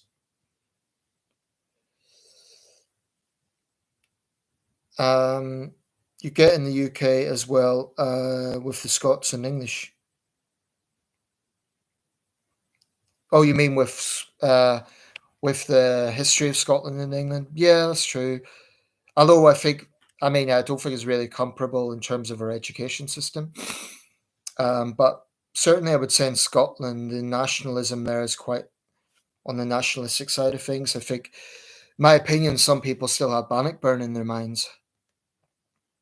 To my other subscribers, Bannockburn was a famous battle in 1314. Okay, guys, I'm going to round this up soon because I need to get lunch. By a man and a woman, they attempted to mug me. I got punched in the face a few times. They were asking me to buy them coke. Were they young? That's all. In the police, was there any arrests? What? Really sorry to hear that. Were you? Was there like an injury? That's a shitty thing. Sorry to hear that. What's your thoughts on the WEF and the fourth industrial revolution? Klaus Schwab needs to be stopped before we live under a CCP style dictatorship in the West. I'm not familiar who Klaus Schwab is, to be honest, so maybe you can enlighten me on that. The fourth industrial revolution. Well, I'm not sure what you're referring to, but some have said we're in an Anthropocene epoch now. So, in terms of human evolution, the idea that humans have affected the planet so much that we're now in what's been proposed as an Anthropocene. I don't watch Russia Today, never have and never will. That's good to hear. Um, who's Klaus Schwab? The amount of leftists who think dictators like Milosevic and Assad were the biggest victims of the conflicts is depressing. And I say this as a left leaning person myself. Yeah, I totally agree. I mean, I was disgusted by the pro Assad comments. One body that is particularly good at this is the so-called Stop the War Coalition. I mean, their name's kind of a paradox because they talk about stopping the war, but they're just talking about NATO. They've no problem with Russian militarism. They've no problem with Assad raining chemical bombs on his own people. Um, I mean, that particularly disgusts me. I'll tell you something else. As a trainee journalist, I mean, I haven't really started my career in that yet, but there are some journalists. I mean, Gary, you're talking about not following the mainstream, but I'll tell you this: there are people like Eva Bartlett. I don't know if you know that name. She got a lot of praise from, let's say, pro Putin people and pro Assad people because she questioned the narrative. What she was actually doing was pandering to the lies of Assad and Russia. And this is a bit of a thing with certain journalists. They'll go along these lines. They'll think outside the box supposedly, and they claim that they're being independent and they're being radical by questioning the mainstream media narrative. But really, they're just useful idiots.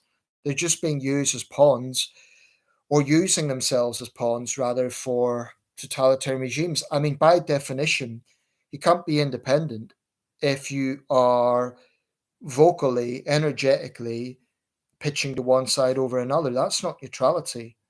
So people like Eva Bartlett, I think, are charlatans. Klaus Schwab is the leader of the WEF. Well, I'll tell you what, I'll check him out. I'll check him out. I mean, I'll look him up on the internet. King of America 97. It's good to see some new names here. I mean, people I haven't engaged with before.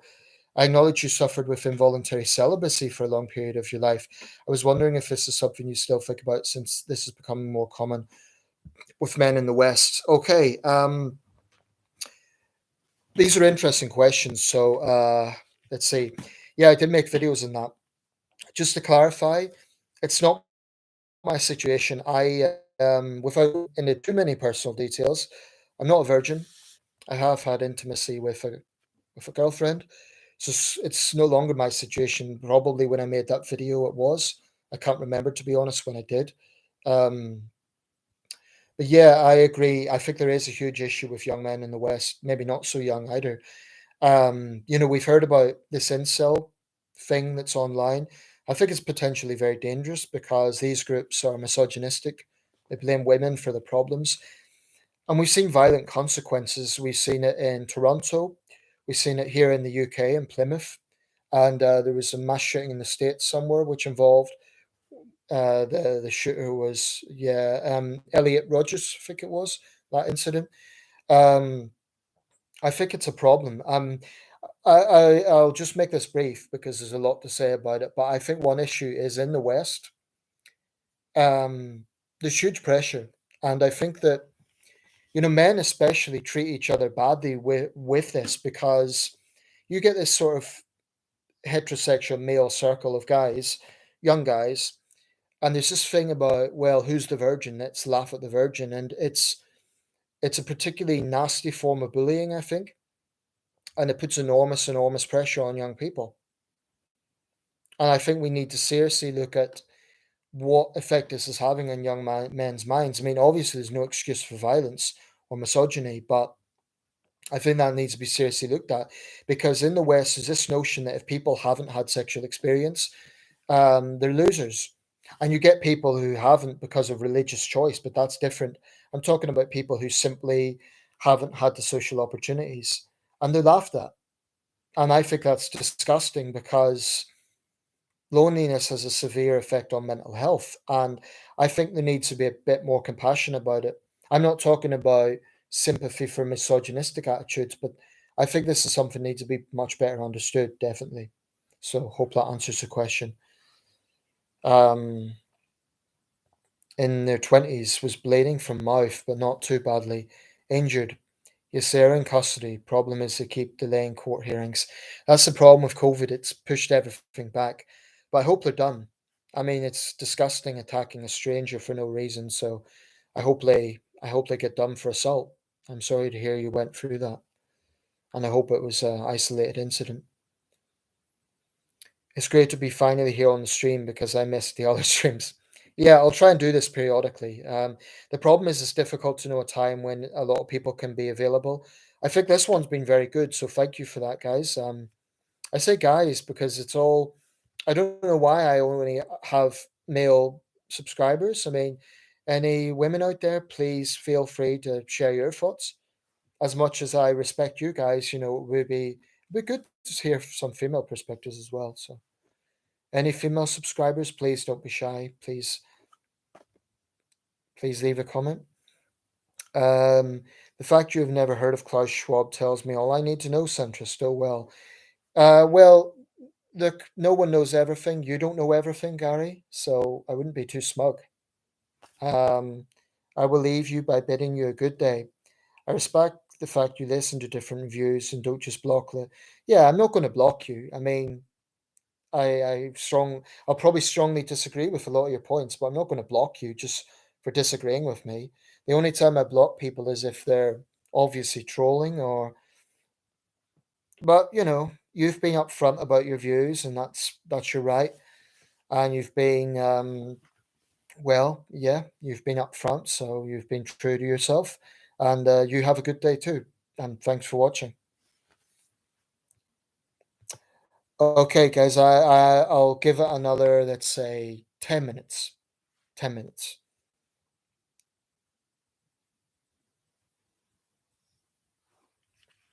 So, any more questions? I'll try and cover them. It's 1 hour 40 now. This has been a very good session, I have to say. Any more questions?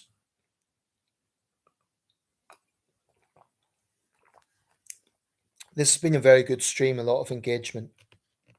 I'll just roll back, see if there's anything I've missed.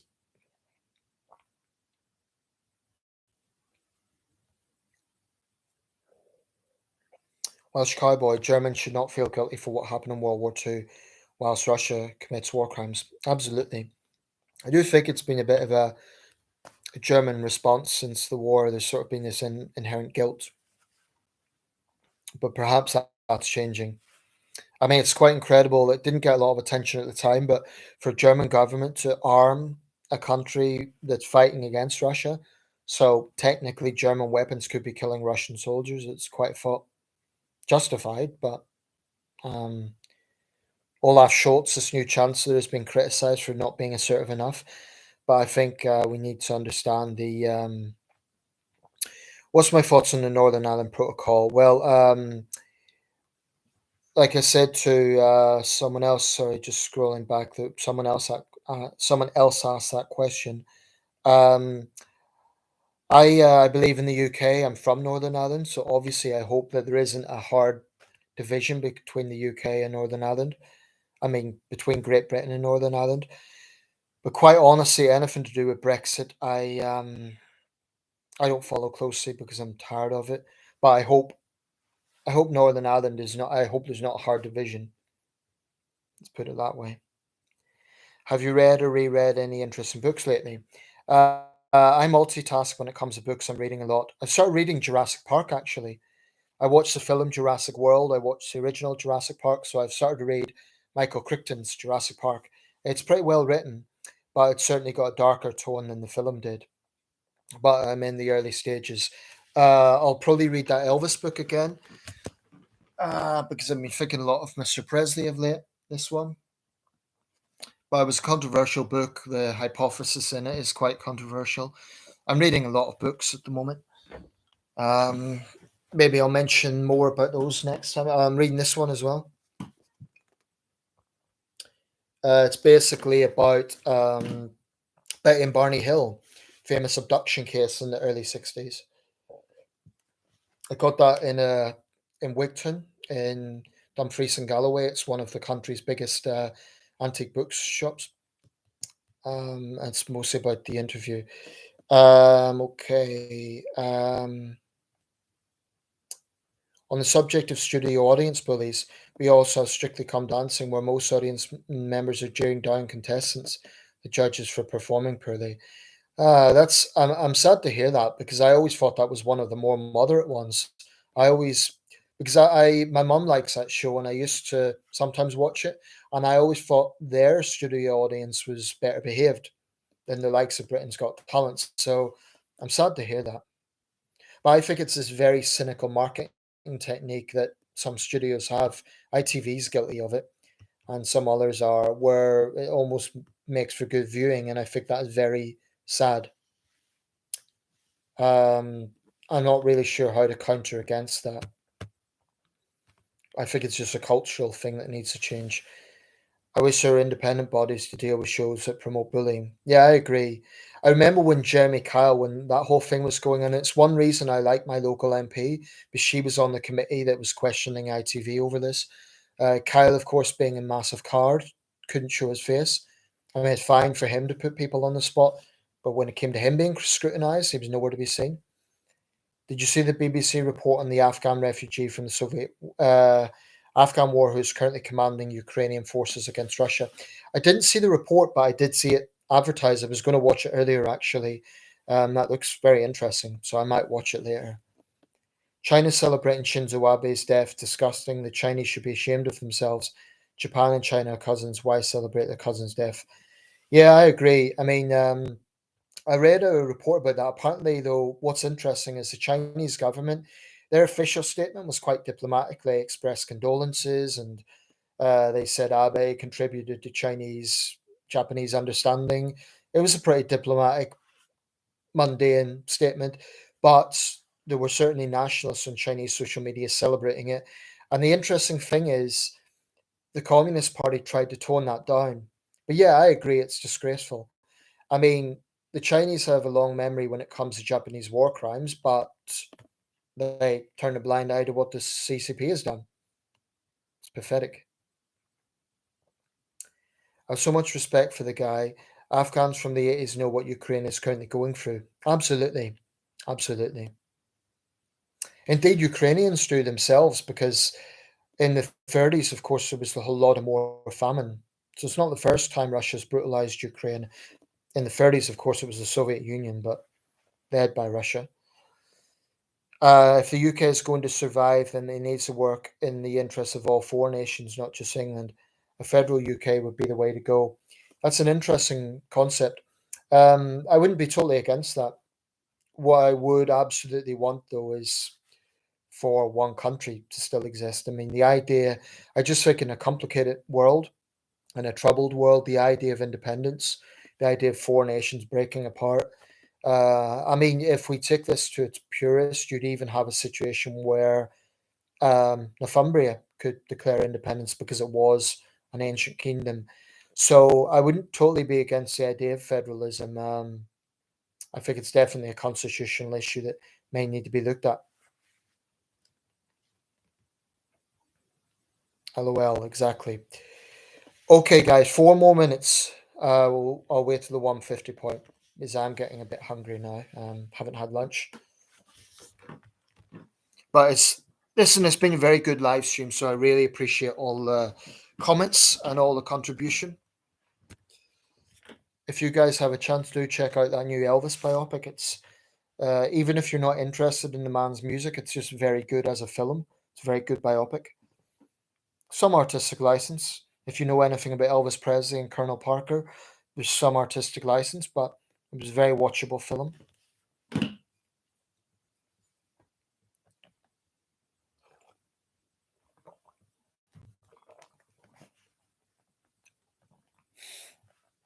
I'll just scroll back to see if I haven't missed any comments.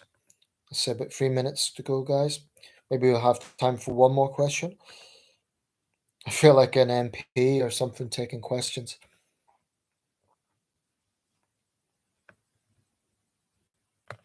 I don't really blame Chinese nationals for hating Japan, but people who treat the CCP like angels who've done nothing wrong or no better than Japanese nationalists. Yeah, I mean, the thing is, let's say if there was a Chinese person who was in their 80s or 90s, I don't blame them for having raw sentiments about Japan, because Imperial Japan done some evil things, no question about it. Japan's record, incidentally, is somewhat mixed. On one hand, there's been a lot of formal apologies. That's true, including from Shinzo Abe.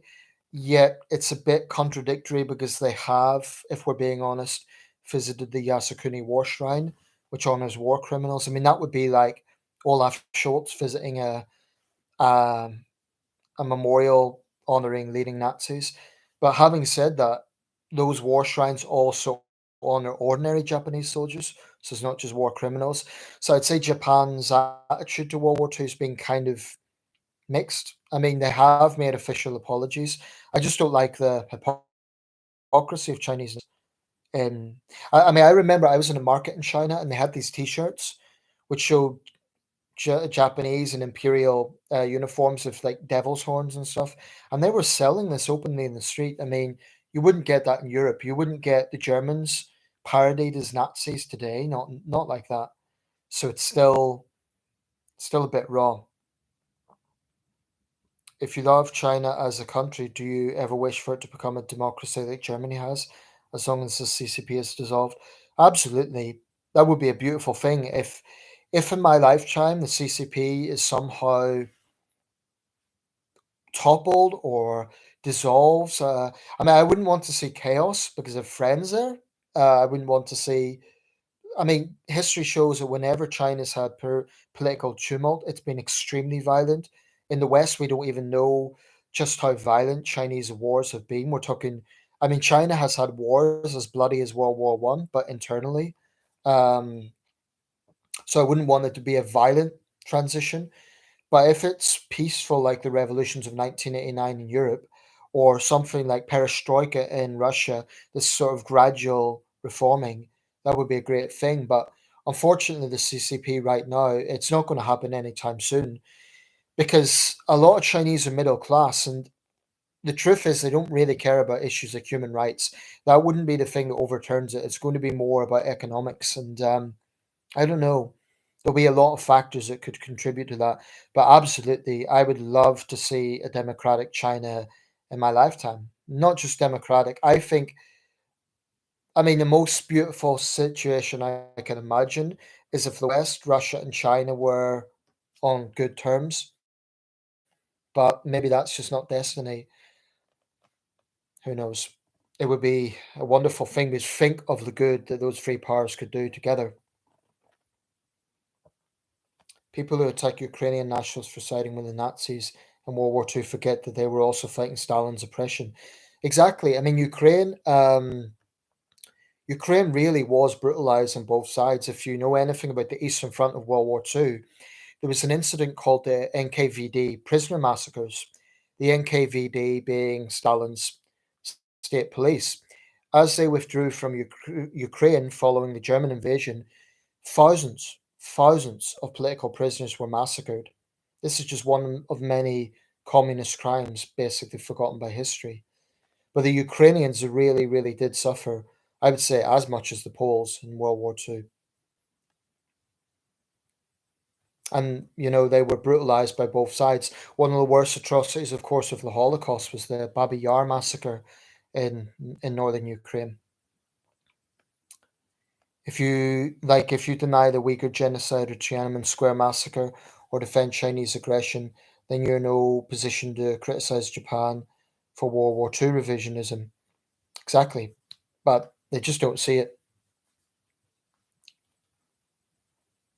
Hopefully it does, though. Yeah, I hope so too, but I really think it's going to be a lot of factors that will cause that to happen. I mean, as much as the West is right to raise human rights concerns, quite honestly, the average Chinese citizen isn't going to care about that, or they'll outright get defensive about it. I think it's more going to be about their personal lives, like if food prices rise, or the thing about the CCP is they're very powerful and they've got huge control. But I think sometimes in the West we might overestimate their power. Because I'll give you an example. Recently, the lockdown in Shanghai.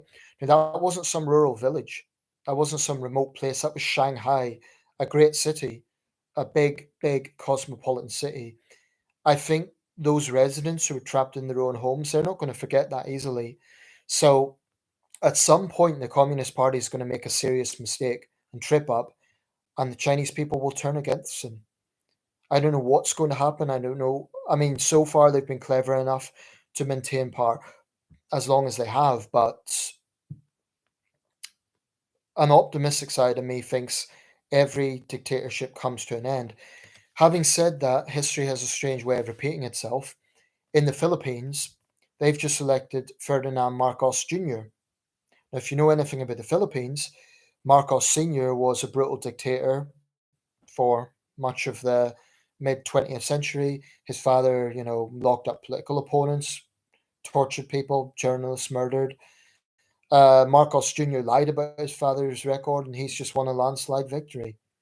And I don't understand that. I've got Filipino friends who were very bothered by that. He's already closed down a news network that was very critical of the Duterte administration.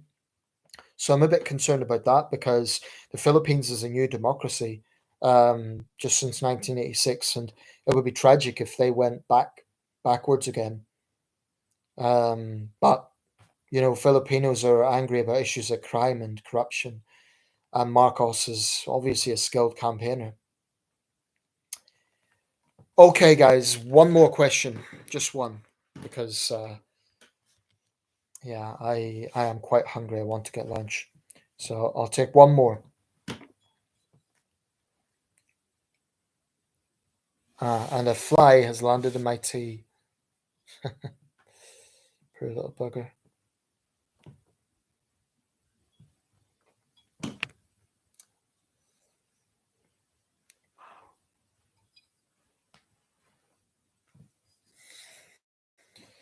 It's been a very good live stream, though. I really do appreciate all the comments and the participation. So I'll do this again, but I'm not going to say a time because honestly, did that put you off? Yeah, it did kind of. I mean, I'm not obsessed by hygiene, but I don't know. Probably won't drink that. This cup, it's a big china cup. It's quite feminine looking, but it is good for tea. Yeah, it did kind of put me off a bit. Okay, I'm going to round it up there. Okay, thank you, everyone. I'm not going to do a name check because I'll inadvertently leave someone out. So just thank you guys for watching, and just generally thank you for your subscribership. I really do appreciate it. I'll do this again. I can't. I'm not going to schedule live streams because I just, like I say, it's hard to get a time when everyone will be available. But if you do miss one, don't worry. There'll definitely be others. I like live streams. I like the concept of it, and I like engaging with my subscribers this way. But sometimes, if you leave a comment, I try to get back to them. But if I don't reply, please don't be offended. It's just because I might be busy, and yeah. Okay, everyone, have a good day, have a good week, and thank you very much. My next video, I might make one about online dating because I've had my my my experience on eHarmony will soon be coming to an end, so might make a roundup video about that. I'm not sure. Okay, thank you, everyone. Cheers. Have a good day.